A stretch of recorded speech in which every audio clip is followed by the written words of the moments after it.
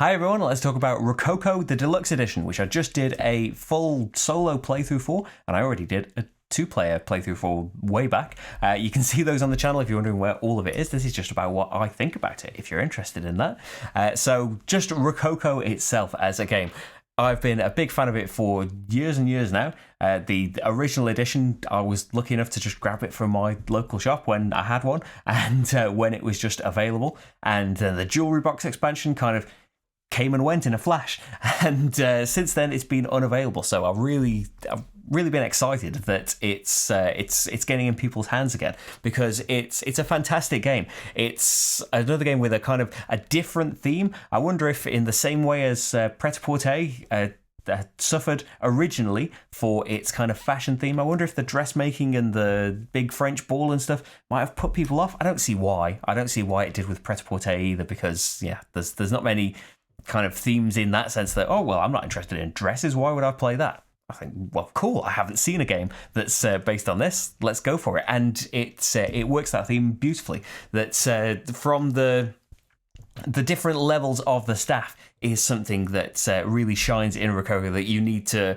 be aware of who you're putting in your hands. You're only going to bring 3 people with you, but from that, through hiring new staff and stuff, you can get more actions and different types of staff with you. They all have their unique bonuses, but they are limited to particular actions. That really kind of seems thematic as well, that these debutantes and stuff don't want to be seen wearing things made by an apprentice. They want things made by a journeyman, or preferably the master. And the Queen's not interested in seeing the apprentice. Only the master can hire new people, because it's he's in charge. He is going to decide who comes to work for it. I think that works beautifully well. And it's about getting the right resources, making the right dresses, whether it's through having the silks and the lace and thread.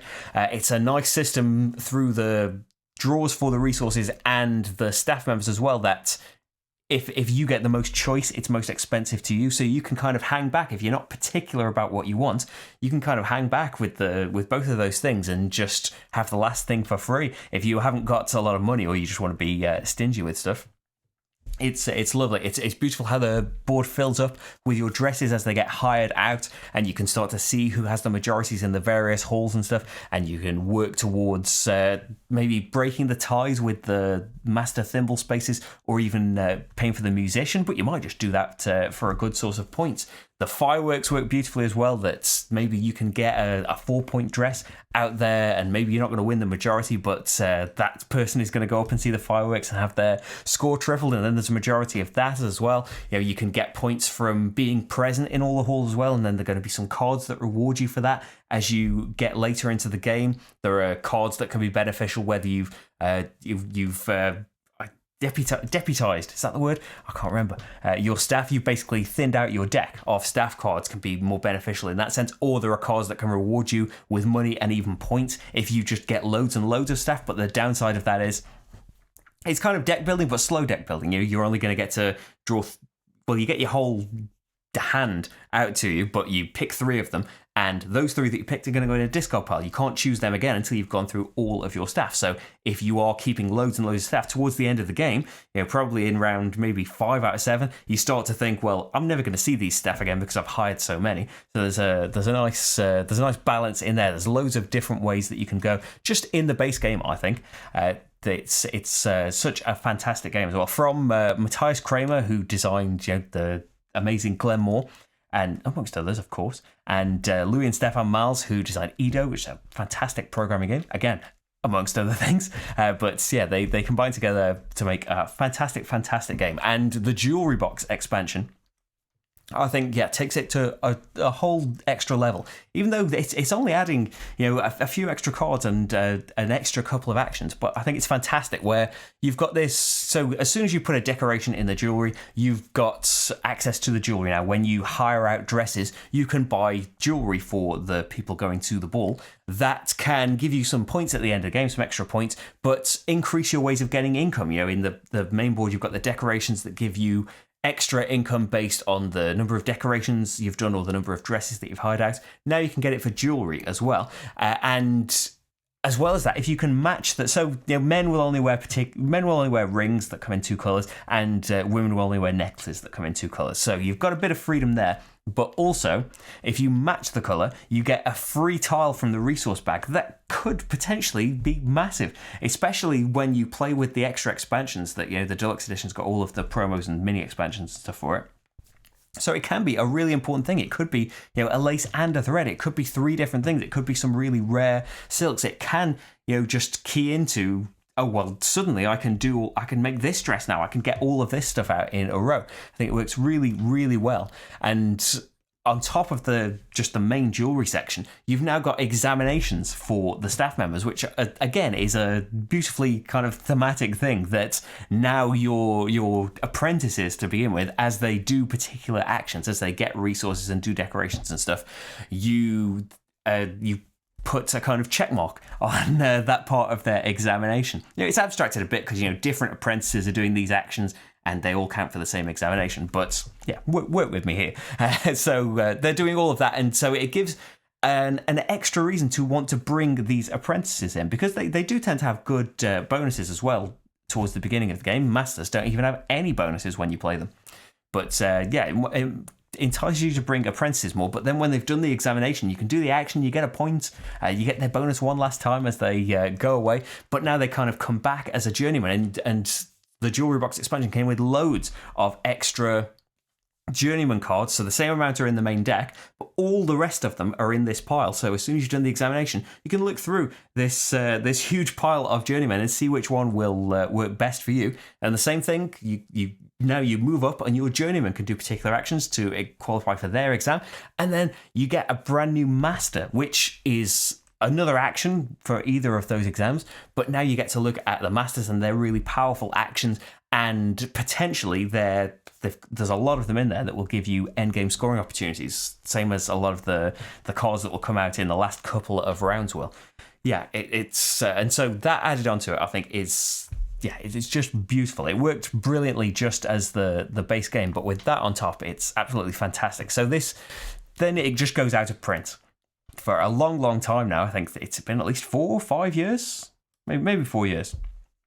That you just haven't been able to get hold of the game. So now it comes back with a new publisher. Eggerspiel, for some reason, weren't bothered. So it comes back from Eagle Gryphon Games, and it's in the same deluxe edition line as the Vita Lacerda games. If you've seen Lisboa, the Gallerist, the Vinos Deluxe Edition, Escape Plan, all that series. Let's not list all of them. You get the sense if you've seen any of those. I've done videos for a lot of those, where great big boxes, great big deluxeified editions, and they've gone all out on beautiful resource trays to hold your tiles, on lovely, everything has been redone by Ian O'Toole, who also did the art for all of those Vita Lacerda games. I think he's an absolutely fantastic artist. Not to take anything away as well from Michael Menzel did the artwork for original Rococo. And whereas I think that some games, when they get their new versions, think, it needed that. It's a much needed improvement. And I think with Michael Menzel's art, I never had a complaint with it. It is absolutely beautiful. It's absolutely distinct. Look at the original cover, for example. Remember to put that in there. I'll forget to do that, but it'll be too late by then. It's absolutely beautiful. You can check it out on Board Game Geek if I forget. I didn't have a complaint before. Ian O'Toole's style is different. I think it works the kind of iconography into the artwork better. Whereas the original artwork is there and it's absolutely beautiful, and then it's kind of got a kind of separate, for the silks and stuff that were needed for a dress, it's just separate underneath, and it's kind of clearly a separate thing. Here's a bit of artwork, here is the key bit for the game. I think that Ian O'Toole kind of blends those two together better, in that it seems part of the design. It seems like part of the artwork, even though it is informing you of how these things work, or it's telling you what silks you need for a particular dress on the backside of it. It's blended in beautifully, but I wanted to make the point that the artwork was beautiful before, so now you've got the agonizing choice of which one, if you can get your hands on the old edition, of course. It comes out, it's bigger, it's a massive board now. I don't know if that comes across always in the videos, because you don't know how zoomed out I am, I guess. We've got a fairly big table here, and when we played a 4-player game of it, it's the only game where in all the 5 years or something we've had this table. It extends. We've never had to use it, even for massive table hogs, even for the deluxe editions that can have their massive boards and stuff. With Rococo, with the size of the board itself and all your player boards, it could have squeezed on here, I think.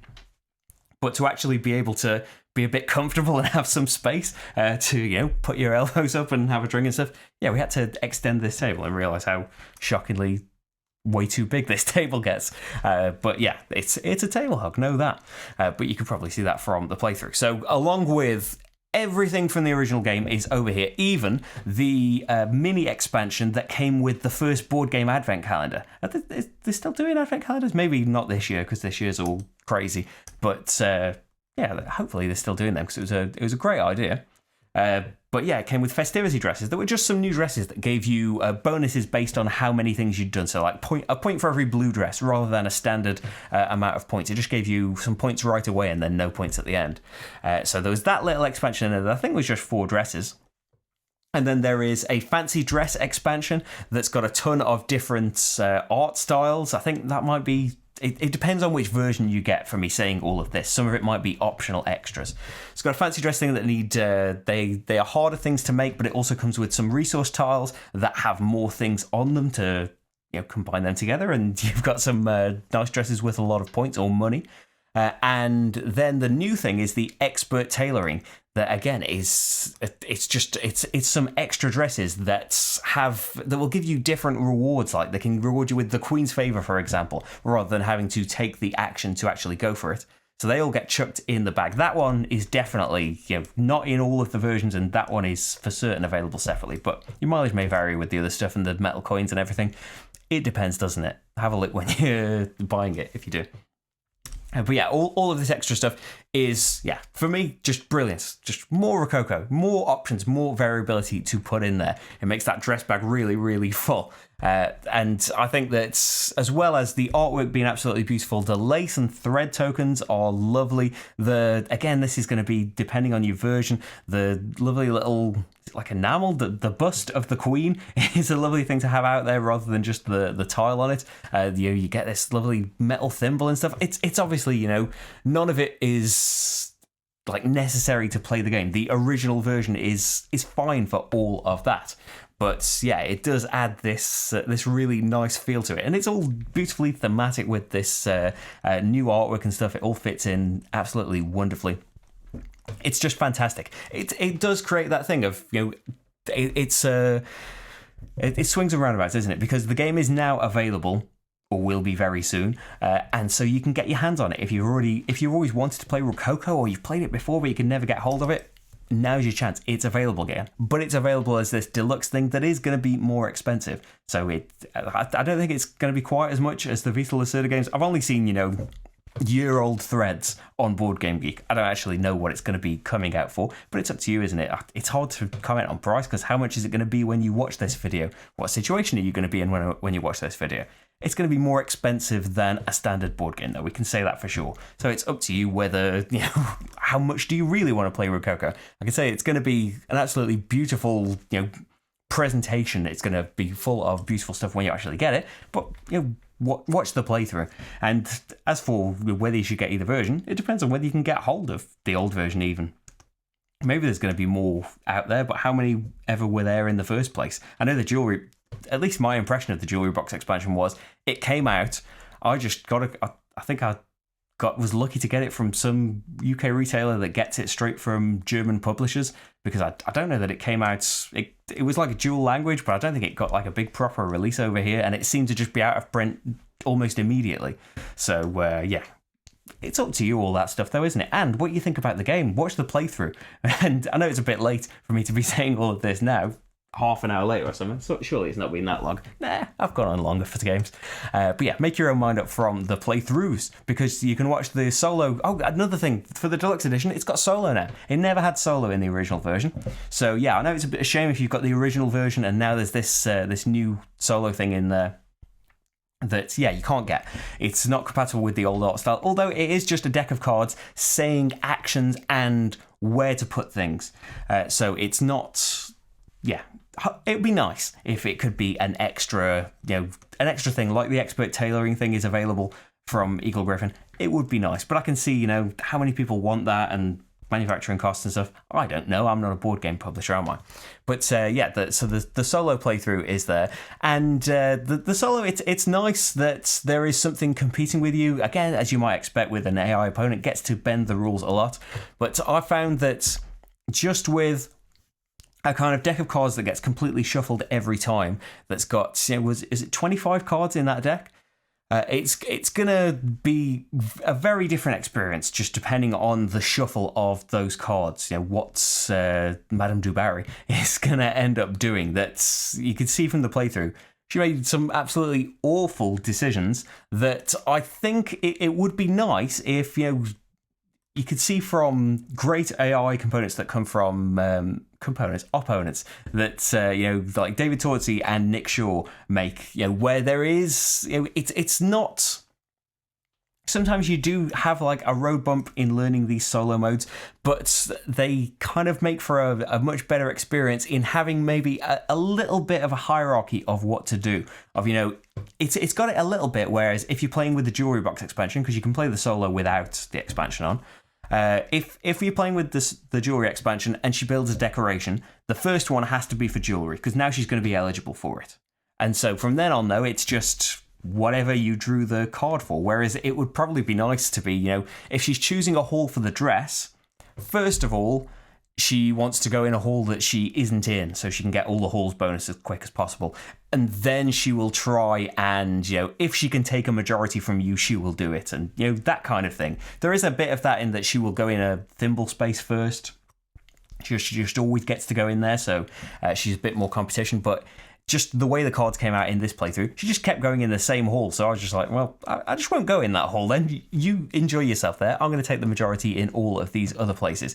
It'd be nice in there, and maybe with the decorations as well, that, if she can get in a 2-player game, there's only 1 × 3 fireworks space. So it'd be nice if, like, she's doing a decoration. If she hasn't got jewelry, give her that, and then she'll go straight for this fireworks space, so that's not available. Or she'll go straight for the income spaces, or start to get the statues or something, rather than, I don't think she really got to do decorations in that. I'd maybe just give her a decoration in jewelry to begin with, because she didn't get one for about the first 3 or 4 rounds in here. Yeah, I think that it would be nice with a few more rules in the solo thing to make it a better experience. But it's a nice thing that there's something in the way, and you get to play Rococo solo that you couldn't before.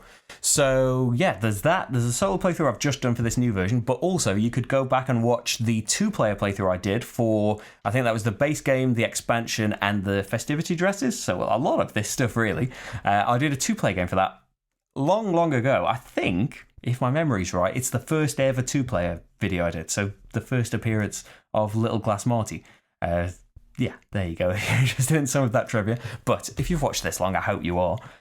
I'm going to go now and talk about another game. Disregard anything that I think. I think Rococo is absolutely wonderful, and it's fantastic that it's come back in this edition. While I absolutely loved the old edition, I do absolutely love the new edition in its own way, and I'm just excited by the extra things on top that wouldn't be available from that old edition as well. But disregard that and watch the playthrough and see for yourself whether or not you'd be interested in Rococo. I'm going now, bye.